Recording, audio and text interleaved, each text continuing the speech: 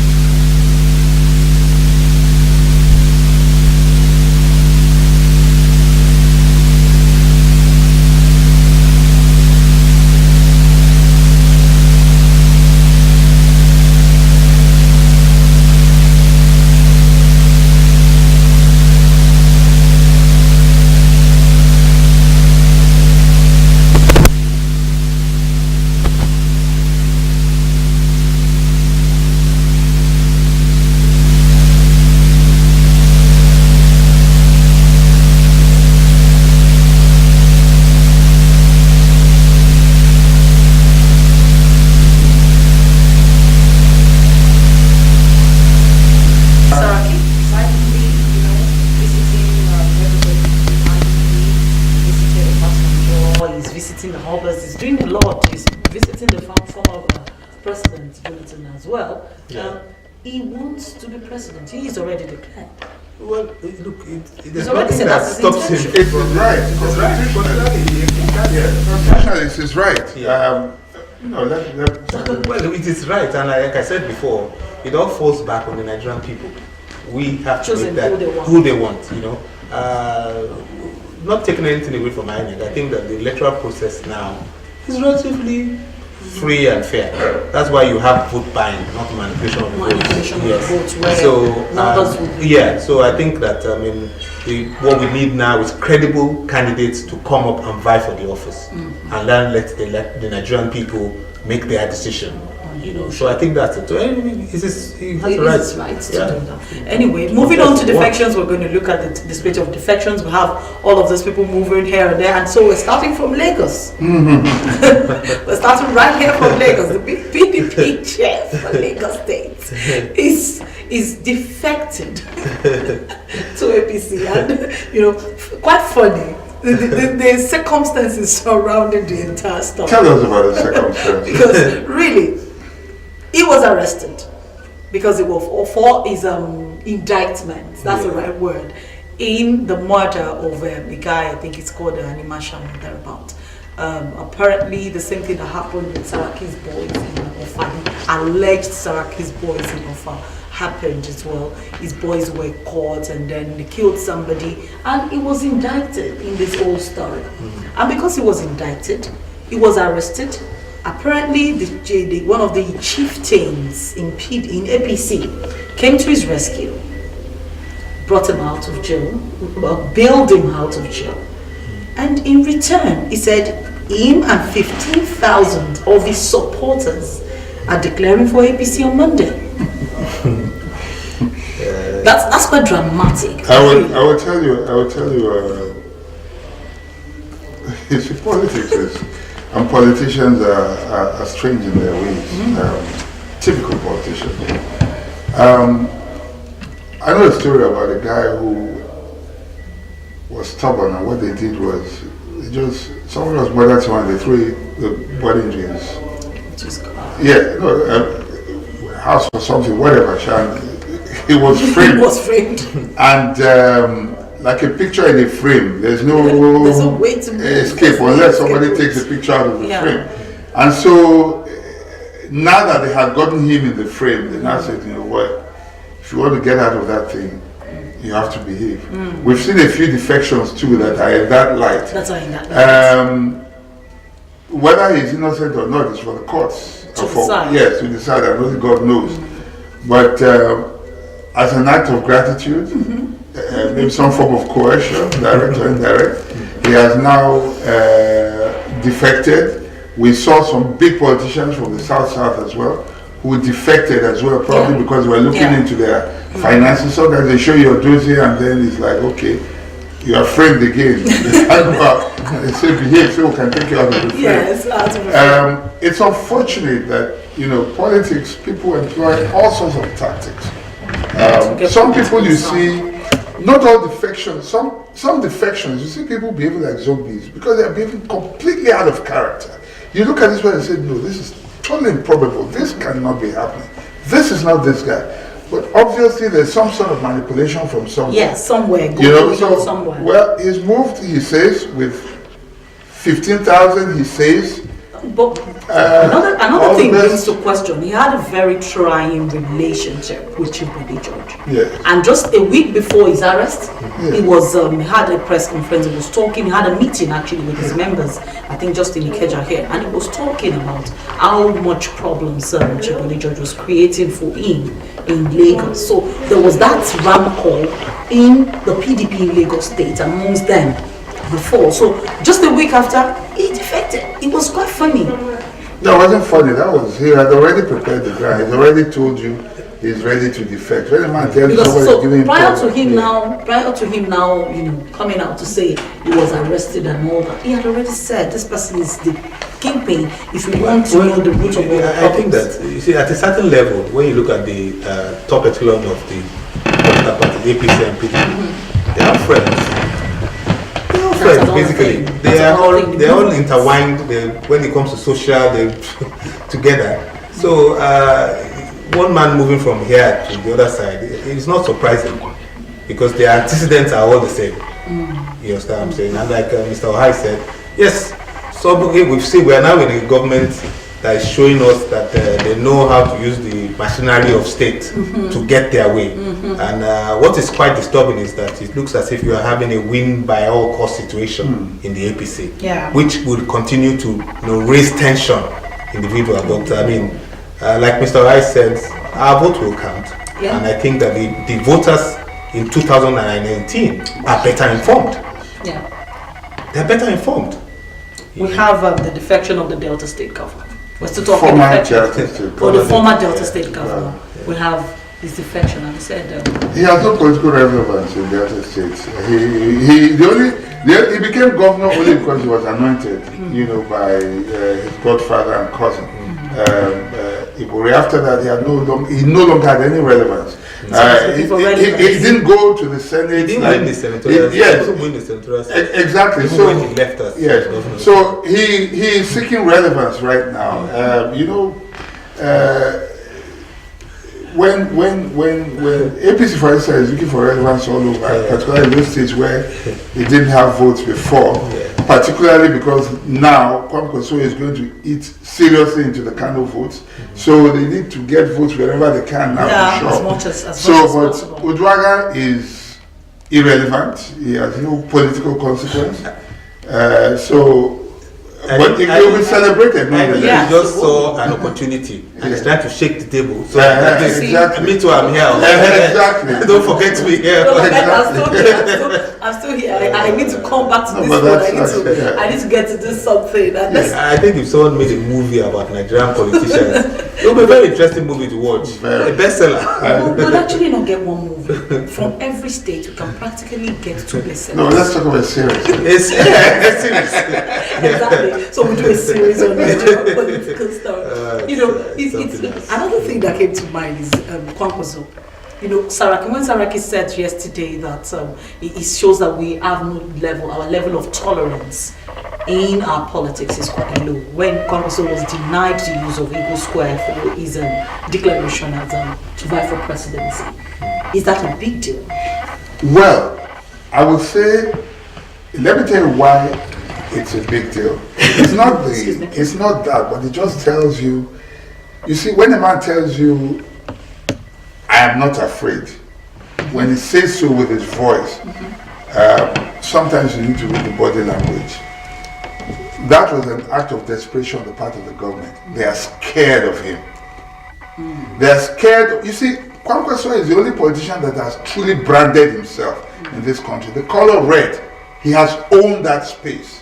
He owns the color red. Kwankwaso, okay. So he owns that. He owns that color, that brand. And imagine painting the Eagle Square red, literally, so to say. That is a very powerful image. Message. You understand what I'm saying? It's a very powerful message.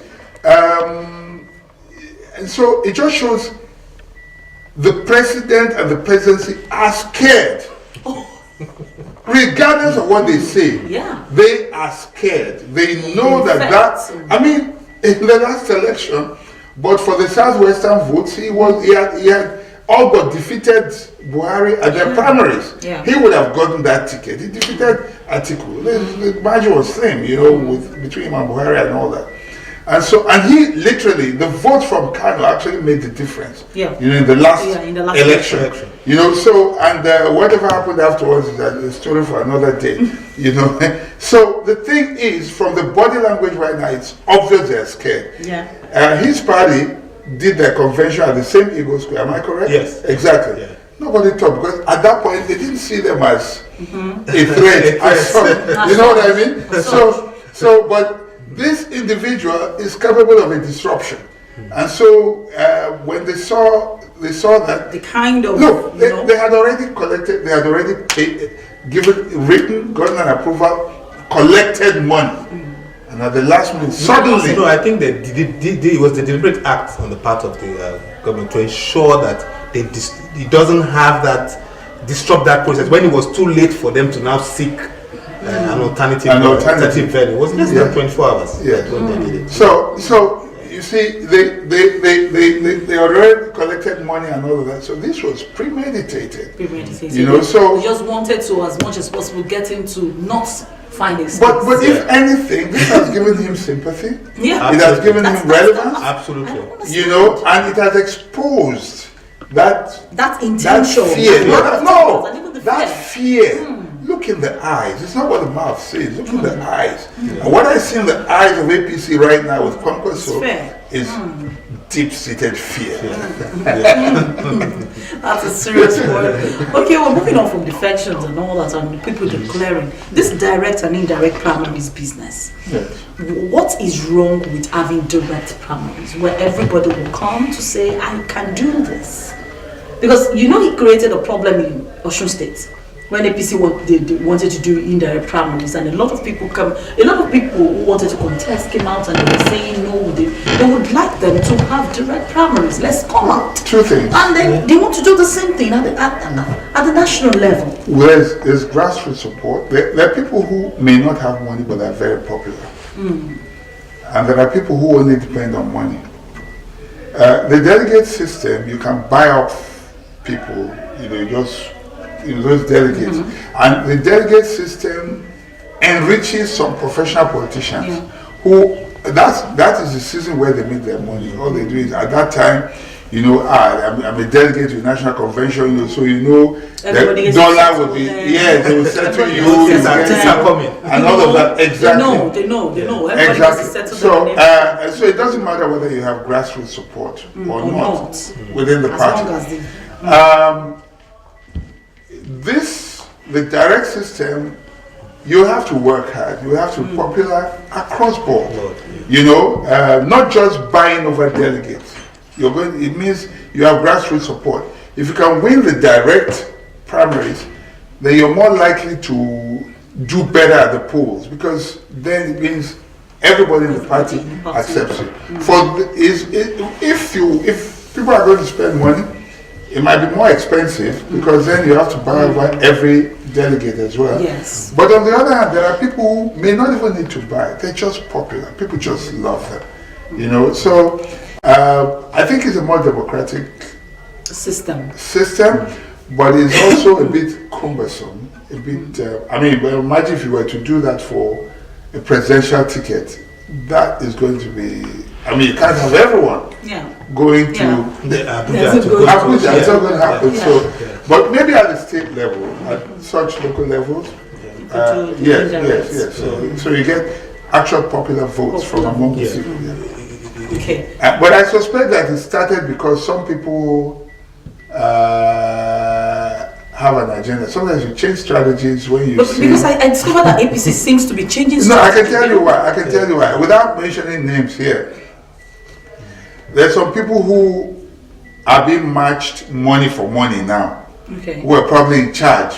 And but they have not found out that other people are now as financially empowered as they are. Yeah. So then they are falling back to the second option which they have, which is they have built a strong and formidable grassroots movement. So where money fails, the fallback is I have the masses on my side. I have my people. Yeah. So now you can't buy. If you bring money, the money can't reach those people. Exactly. So it is a strategy of the super strategist. Okay. But it's actually better for democracy. No, I agree. I said so. More democracy. I believe better so, for because democracy. the delegate system, as I said, puts these particular people that you've paid. It's easy to manipulate. And they may not necessarily even represent the people. The interest of the people. The people might say, when you go there, please vote this person for us. Exactly. The guy just looks at where the dollar swings. If the dollar swings this this way, way, for me to do is to get as much dollars into my pocket as possible. If you want to contribute on the show, the number to call is right there on the screen. It will be put up shortly. If you want to contribute on the show, you can call us and contribute. We would like to hear from you. If you have anything to say, you see anything politically that you think would be relevant you just get to call us and let's talk to you. Okay, moving on to other things. Ojuku's wife declared for Senate. And people, the Biafran, the IPOB, what they call it, they're still clamoring for the Biafran state and all that. And this is the wife of the person who started the Biafran business. Yeah. She's declaring for Senate. And interestingly, 15 billionaires are funding. No, she's going to get it. I have no doubt about that. She's going to get it. She's going to get it. She represents an ideal that exactly, that a lot of people represent. Very close to their heart. Yes, close to their heart. I personally don't think that what her husband represents is what the current IPOB represents. They're two different things. If Ojukwu were alive today, he would not go the IPOB way. That I'm sure about. We're stronger together as a people. Yeah. And I think that the reason the Igbo man feels the way he feels is because of sense of injustice that has been meted out right through the Civil War and after. He still does not feel that he's been properly integrated. Wherever there is a riot in Nigeria today, the first victim is the Igbo man and his assets. And yet they have invested more in other parts of the country than any other tribe in this country. And so if they feel a sense of justice, a sense of security, a sense of belonging, and they're accepted where they are, I don't think an Igbo man wants to go anywhere. Yeah. Because they have buildings, they can't carry those buildings. So it's just the fact that they don't feel that sense of, inclusiveness. They feel alienated. That's why they feel that way. Otherwise, the clamor for Biafra is like a tantrum by a child who feels neglected. If a child is trying to get your attention, you're not. And he gets to be. Yes, then he begins to throw tantrums. Yes, so that's what is happening. But deep down at heart, the Igbo man is a Nigerian, and he wants. Nigeria is a big market. No custom barriers with a population of over 200 million. It's good for his business. He's only interested in making his money. So that's for me. So standing behind the people that are supporting Bianca is not so much that they're doing that because she's going there to say, okay, let's go out of Nigeria. No, but she represents a man they idolize. It could have been Ojukwu going to the Senate. You understand? Yes, she represents his spirit and what they stand for, and I think that's why a lot of people want to have a buy-in into what she does. Even if you look, even Bianca's pedigree, she comes from a very wealthy family, politician. They're well known in the East. And I also think that for the Igbos, when you have money, now what else do you seek? They may have that feeling of not being included in the scheme of things, and partly because that they are always focused on business entrepreneurship without really looking towards that. Politics. But at some point, generations continue to transcend. Exactly. Yeah. So you now get a generation that feels that we need to feel as if we're more part of it. Yes. So I think it's something that should be looked into. Not necessarily in the way they're probably going about it, but like they say, I was reading an article and someone said that the people from the Southwest, Yorubas, go for their own agitation. We are smarter at it. We go in on the intellectual way. Why can't they do it? So, but it's a valid thing that should be looked into to ensure that they feel that sense of inclusiveness, and they feel that they are part of this country we call our own, because clearly we're better together, really. Yes. And I think that. And the reason we even have Nigeria is because of the kind of population we have. Yeah, and our strength is even in our diversity. If you look at it, and we don't have problems with each other. It's only when it comes to the politicians. It's always a ploy. It's just a divisive ploy. It is. We don't have problems with it. We all have Igbo friends. We have people who are married Igbos, spouses, we have relations, and all of that. If you ask me, I don't think there's a single family in Nigeria right now. If I go to the market to buy something, I would rather deal with an Igbo man than a Yoruba man. Exactly. Because they're always easier to arrive at the bargain, and he doesn't want you to take the money away. So you say, okay, he's right, but Yoruba man can allow you to go without. He's not in the hurry to sell this time. So I think that as generations have gone, we are going to move beyond that. The true Nigerians are emerging gradually, yes, and over time it will emerge, and we will cross all those lines or boundaries of Amiibo and this, because really in our own space it's not that difficult. But if you go back to the past, they are the ones that have those schisms about each other, and it's hard inside. You know, a guy brings a man home and he says Igbo, and the pastor says Igbo no all those things are moving on. Yes, so I think we're intermarrying a lot. This I think that we're a work in progress, and the call to divide this country may be taking us back. Yes. And I don't think we need to go down that line. Moving on, I want us to talk about this thing that happened just last a couple of days ago. The president's rule of law versus national security. You know, people will say it's a no. You know, the rule of law versus national security. I think it's atrocious. I actually read what the president said. Yes. We listened to what the president said.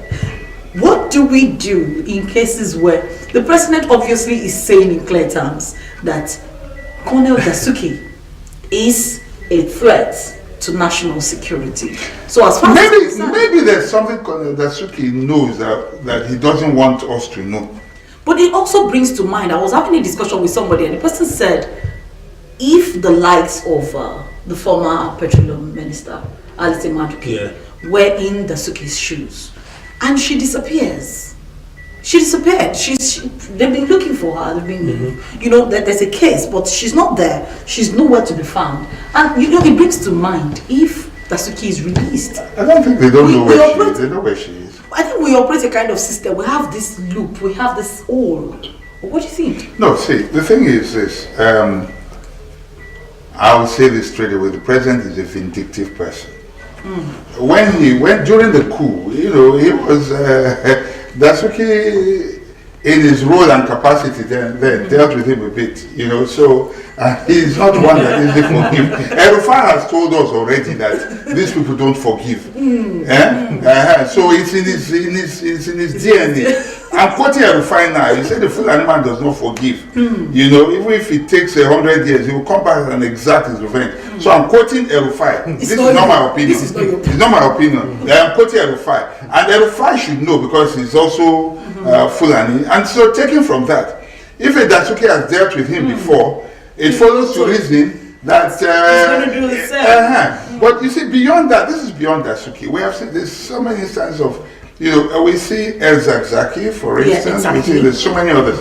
But beyond all of this, you see, because for me, it's not a Freudian slip, or maybe it is, but the president has just given away who he is deep down at heart. He will not respect the laws of the land, and he has told you clearly what will happen if he wins the election.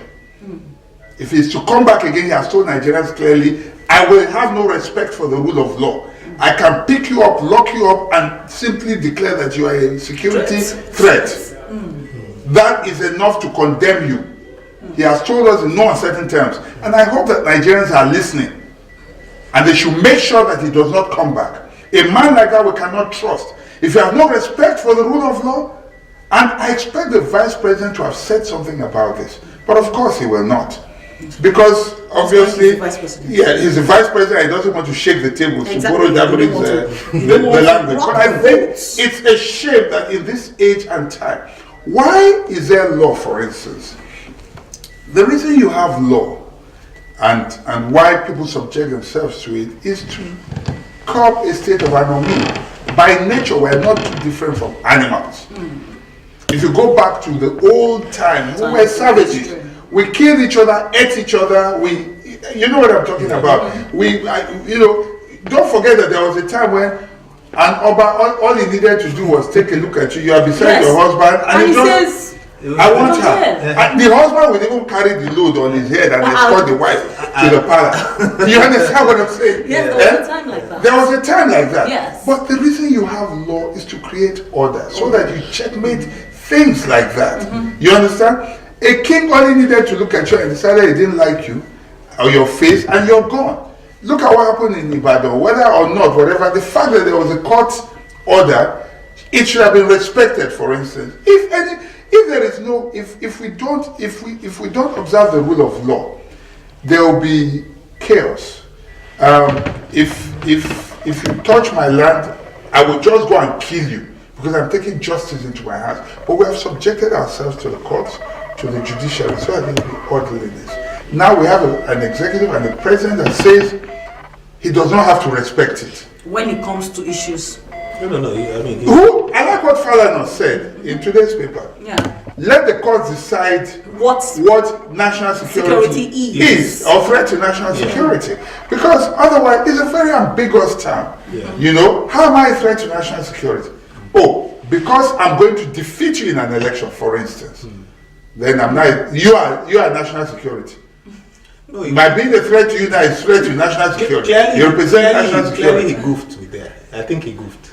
You know, and then if you look at, if you now put it side by side with the petroleum law which he returned, he said he watered down his powers. Can you imagine? It tells you the man. These are foreign slips. The man is exposing who he is. It's coming out. So it will water down his power. Yeah. Sorry, let me not interrupt. No. I mean, so you see, at the end of the day, we're now. It's like a coming out of the man. The true nature is coming out. And whether you like it or not, we're all subject to the Constitution of the Federal Republic of Nigeria. Exactly. The Constitution may not be in your favor all the time. You may not like it, but that is the law. You don't have And to. we all have to abide by establishes it. the office of the president. You know? So, which he was sworn to defend.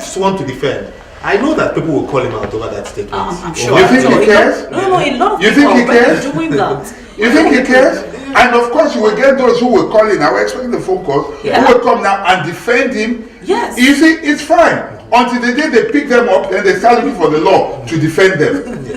No. Okay, we take this very quick break now. When we come back, we're going to be taking calls. The number to call if you want to contribute on the show is 070-625-00247. That number again is 070-625-00247. We take this short break. When we come back,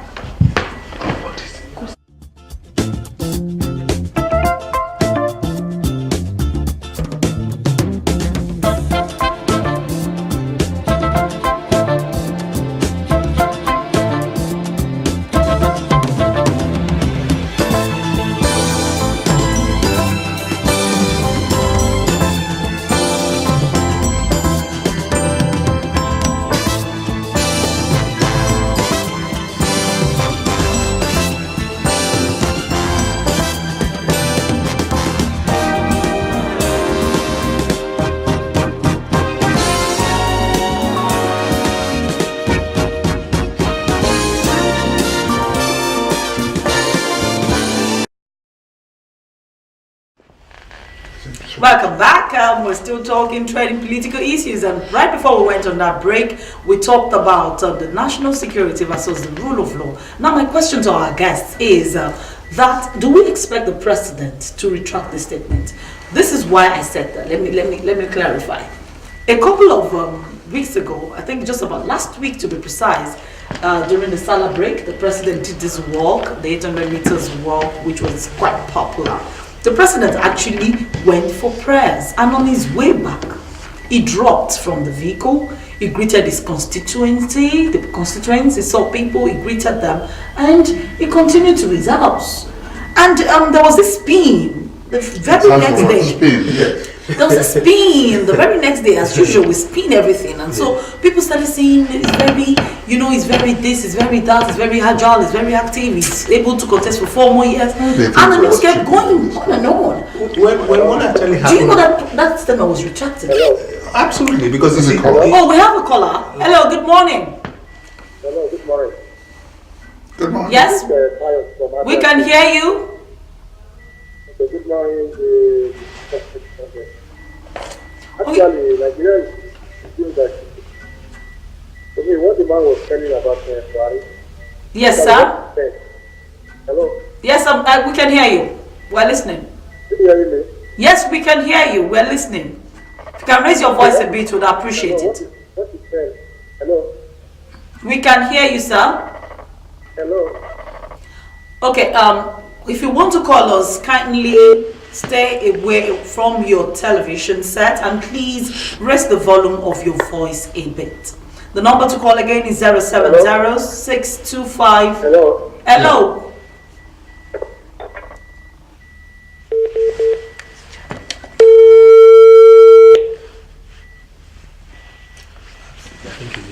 It is Okay. a mobile phone. A mobile phone. Okay. If you still want to call us, we're still waiting for your call. Okay, yes. So the 800 meters walk, the president actually gave, a counter statement. I said he did not do that. He's not even sure if he did 800 meters or something. Like, he just did a walk because he saw his people and he felt it was proper for him to come down and greet them. Do we expect such a retracted statement for this? Well, let me say this to you. Whatever the president says directly, I take seriously. If you notice during the elections, there were so many promises that were made on his behalf. Yes. And when he resumed, he said, whatever they said was their own. He said what was in his mind. Yeah. And he has been consistent. Yeah. So if you call him Mr. Integrity in that area, I agree. He will do what is in his mind and what he says he will do. He has told us he has no respect, no matter how it is porn. And of course, because people will see the grievous implications of this statement right now, they will attempt to spin it. Oh, we have a caller. Hello, good morning. Hello? Good morning, sir. Hello? Hello, good morning, sir. We can hear you loud and clear. Hello? Kindly turn on the volume of your TV set if you're calling us, and please. Okay, we lost that call. If you're calling us, please turn down the volume of your TV set. Hello, good morning, sir. Hello? We can hear you, sir. Hello? We can hear you. Hello? Hello? Yes, I want to be part of the question in MITV. What's MITV? We're with you. Kindly go on. That's MITV. Yes, Yes, please. sir. This is MITV and this is AM Chart. Can you connect me and them? We're on. You're on. We can hear you. Yes? You're on. We can hear you, sir. Okay. Hello? We can hear you, sir. Please, if you call us and you particularly expect to hear yourself, you would have to turn up the volume of your TV set. You are only going to hear us when you call. Please, when you call us, go ahead and speak to us. We can hear you. Yeah, good morning. Good morning, sir. Yeah, they tell you from my trust. Very well, sir. Your comment? Yeah, thank you, gentlemen, for your good analysis and the lady there. Yes, sir. The truth of the matter is that those who advise our president on issues, state issues, I don't know how to discuss them. Gentlemen, if you are a lawyer, I don't know. It's not the common law as it is, rather the common law that is the real model in which all laws are being that all laws are being born. Didn't it culminate in the Magna Charta, which means even the king must submit to the rule of law? True. So I don't know. Even my very father should tell you that I don't even like his. He should come straight forward and say it as it is. That the rule of law is paramount, because even the national interest is the real ingredient of the rule of law. You cannot have a national interest without the rule of law, and you cannot have rule of law without national interest. That's just the truth. Thank Good you morning, very gentlemen. much. Thank you very much, sir. Thanks for your contribution. Brilliant contribution. Yes, sir. Brilliant Thank you for your contribution. contribution. Thank you, sir. The number to call again is right there on the screen. We're expecting more calls. Hello, good morning. Okay, moving on. The statement. Do we expect the president to retract his statement? As usual, the overzealous Buharidins and people around him will get up and want to defend it, or not defend, it, to try to put a spin around it or try to. But the truth is, he has told us what is in his heart. You understand? He has told us what he will do. No matter the spin, he will have no respect for the rule of law. So Nigerians, beware. He has told you what he will do. He can pick you up and lock you up. That's who he is. He has told us plainly. So there's no two ways. They will attempt to do that because they know the damage it can cause. But it's not going to make any difference because we know better. He's telling us his mind gradually. We have a caller. Hello, good morning. Your name, Charts. Your comment, please. Hello, good morning. Good morning, Good morning. sir. Yeah, my name is Wilson, calling from Ijai. We're with you, sir. Thank you for calling. Your comment. Yeah. I just want to contribute on the issue of continual detention of Dasuki. Yes, sir. Just as the journalist, the other report that our president is the fact that don't respect the rule of law. Everybody should know that. For them to say that there is not maybe that it is released is a threat to the national whatever. That is just by the way. So what I'm trying to say in effect is this. The only way out is for us to put hands together and know exactly what will come next year. Because if for any reason why that it is especially a result of vendetta or whatever, because of what happened years ago as a result of another, which I know is one of the reasons. But I've had it from various quarters. It's not supposed to be so. It then means that we don't have law. Or even if you have the law, somebody is not ready to respect the law. So let us see what we can do about it. Write a point. Then that's my contribution. Thank you very much for your comment, sir. You know, moving on, as we're rounding off, this issue of lifeless president, this issue of life, the comment was that everybody, that Donald Trump says a lot of things about everybody. But for you, really, how much of that was an indictment, was an insult to us as a nation? Well, we should not, the truth they say is always better. Oh, sorry, please. We have another caller on the line. Hello, good morning. Yeah, this is Pastor Joseph calling from Ogun State. From Ogun State. Okay, sir, thank you for calling. Your comment, please. So, I would just want to contribute. If the government is saying that releasing Sambo Dasuki will cause a security threat in the nation, why are they releasing commanders of Boko Haram that have killed thousands of people?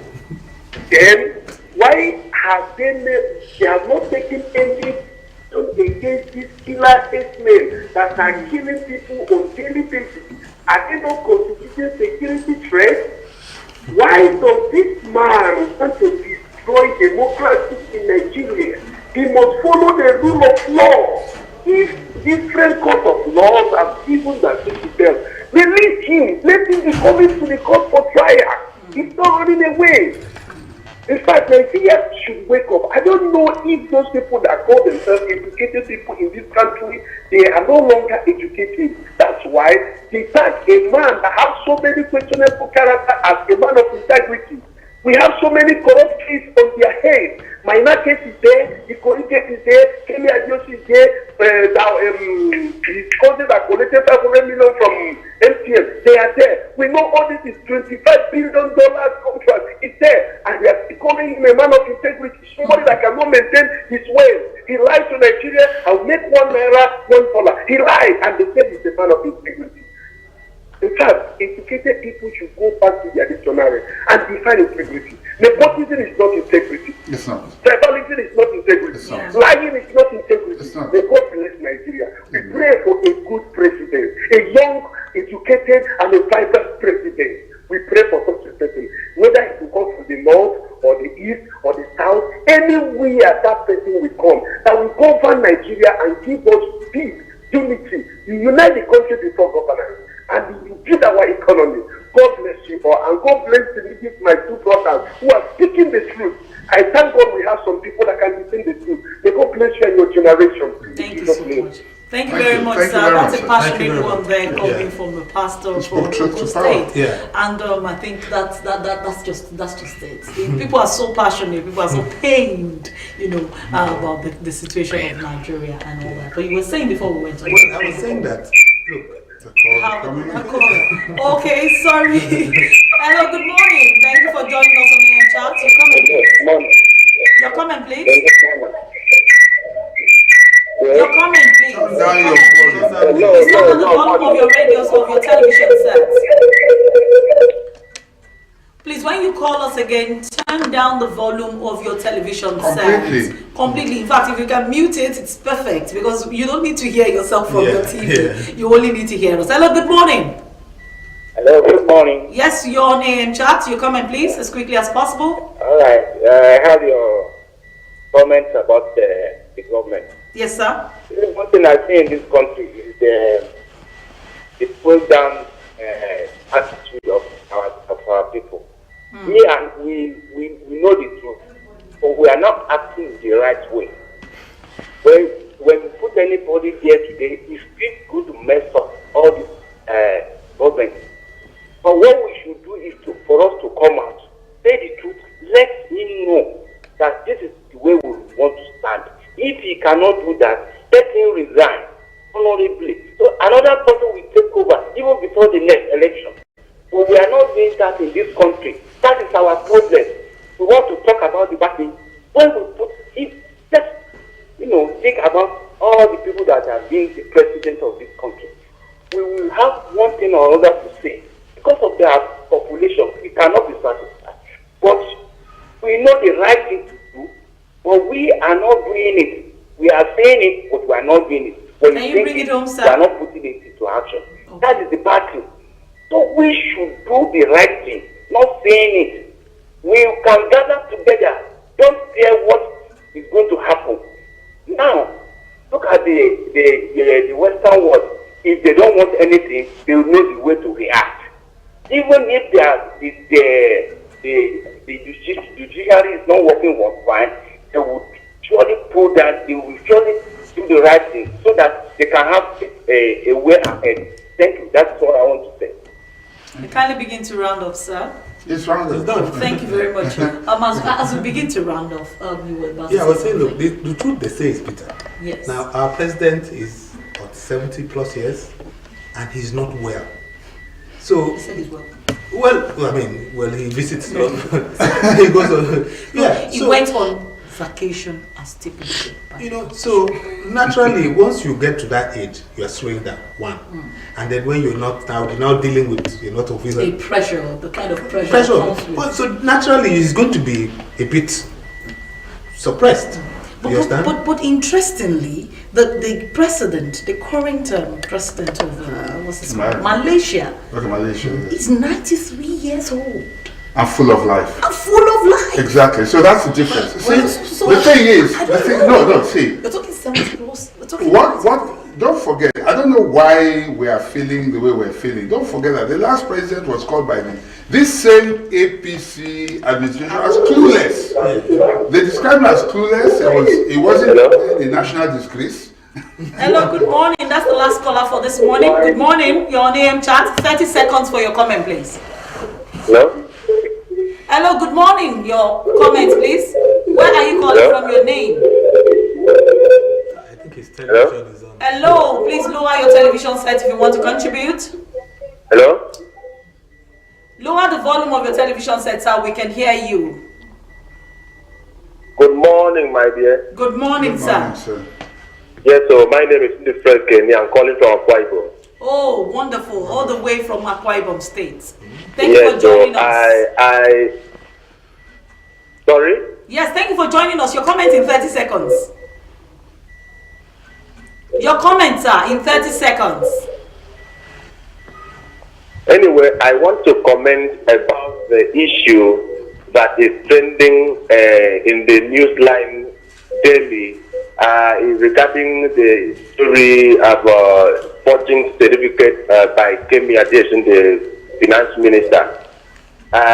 Day before yesterday, Kemi Adeson, the special assistant to the president on media, came on air to tell Nigerians that certificate forgery is not corruption. Okay. I want to disagree so well with this present government because it has really exercised the belief of the citizens. Corruption is not holistically fought. That members of the opposition party are used to fight corruption in this regard.